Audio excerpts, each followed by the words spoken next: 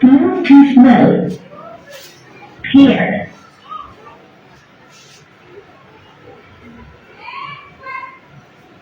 बजाइए।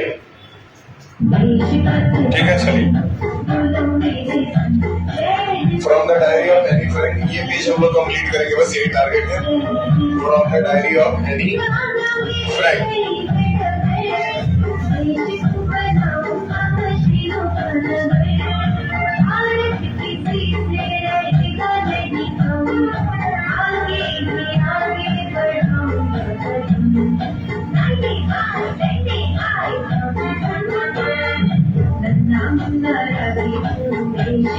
From the diary of any friend. Basically इस chapter में before you read पहले हम लोग जान लेते हैं कि यहाँ पे है क्या। Any lease married Anne Frank, जिनका जन्म 12 जून 1929 में फरवरी के महीने में एक जर्मन परिवार में हुआ था। बॉर्न ज्यूइश, ये ज्यूज फैमिली से बिलोंग करती थी। Over while hiding with her family and 4 friends in Amsterdam during the German occupation of Netherlands in War II. World War II का समय था। कब का समय? World War II का समय था। World War II में इनका परिवार एक जगह से दूसरी जगह भाग करके छुपने के लिए कहाँ आया था? एम्स्टर्डम आया था। कहाँ आया था? एम्स्टर्डम। क्यों आया था? आने का रीजन क्या था? आने का रीजन यही था क्योंकि वहां पे हम लोगों ने जैसे एसएसटी में पढ़ा था। एसएसटी में क्या पढ़ा था हम लोगों ने? एसएसटी में पढ़ा था ना कि जर्मन्स में जो हिटलर था वो जो नाजीज को फॉलो करता था, वो ज्यूज से बहुत ज्यादा नफरत करता था, और ये जो थी वो ज्यूज थी। ठीक है, चलिए आगे देखते हैं। Her family had moved to Amsterdam after the Nazis gained power Germany, but they are trapped when the Nazi occupation extended to the Netherlands. As precaution against the Jewish population increased, the family went into hiding in July 1942 in the hidden room of her father, Otto Frank office building. War से बच करके ये लोग अपने पापा के office में जाकर के छुप जाते हैं 1942 में, ऑफिस के बिल्डिंग के अंदर basement. After 2 years in hiding, 2 साल तक छुपे रहते हैं। अभी युद्ध ही लगभग 6 साल चला था, तो 2 साल तक छुपे हुए थे। 2 साल तक छुपे हुए थे। मैम, इसका वॉल्यूम कम करिए।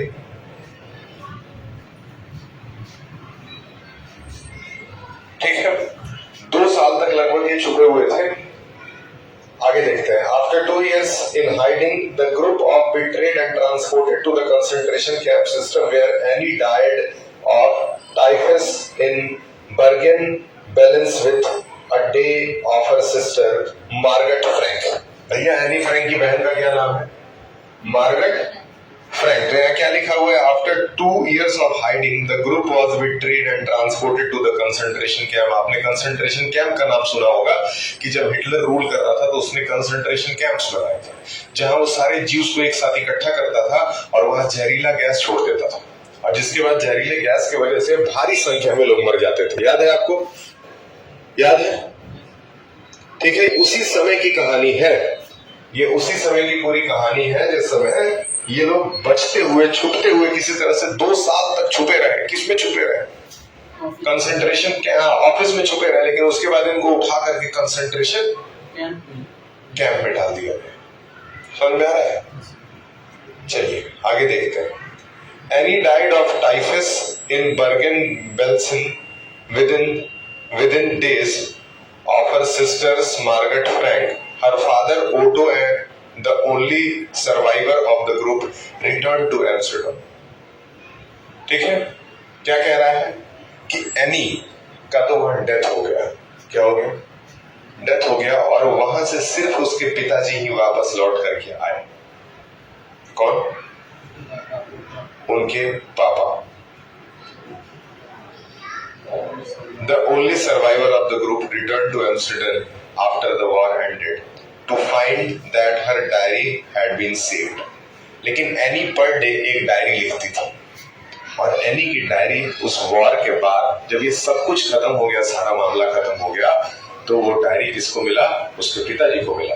और शायद उसी डायरी से ये चैप्टर को फ्रेम करके बनाया गया है, जो एनी ने खुद अपने हाथों से लिखा था, उसी से इसको क्रिएट किया गया है। चलिए देखते हैं।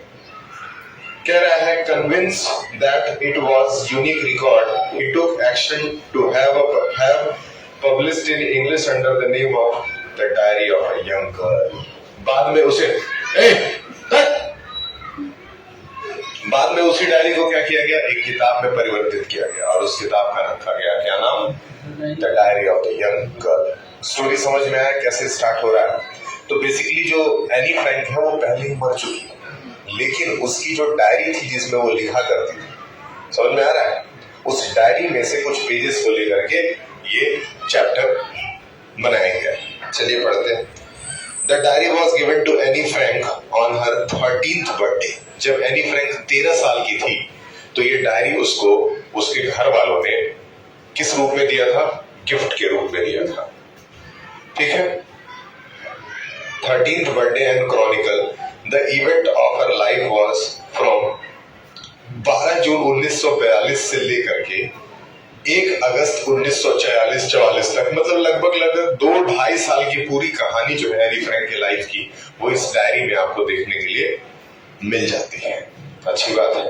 It was eventually translated from its original Dutch into many languages. उसमें कौन सी भाषा का जिक्र था? डच लैंग्वेज में उसने लिखा था, लेकिन उसको इन लोगों ने तमाम अलग अलग भाषाओं में कन्वर्ट किया और अभी आप देख सकते हैं कि वही किताब जो है वो इंग्लिश भाषा में यहाँ पे लिखी हुई है। ठीक है, अब आगे बढ़ते हैं। It was eventually translated Dutch into many languages and became one of the world most widely read book. दुनिया की बहुत प्रसिद्ध किताब ये एनी फ्रैंक वाली किताब बनती है आगे जाकर के।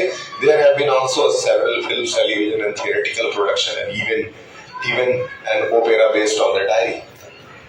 इसके ऊपर मूवीज भी बनाए जाते हैं, कई सारे सीरीज बनाए जाते हैं और साथ ही साथ थियोरेटिकल प्रोडक्शन भी, मतलब जो थिएटर में नाटक होते हैं वो भी इनकी इस किताब के ऊपर होते हैं। Even an opera based on the diary described as the work of mature and insightful mind, the diary provides a intimate examination of daily life under Nazis occupation। एक तरफ जब नाजीजों ने यानी कि जर्मन्स ने जीवों का जीना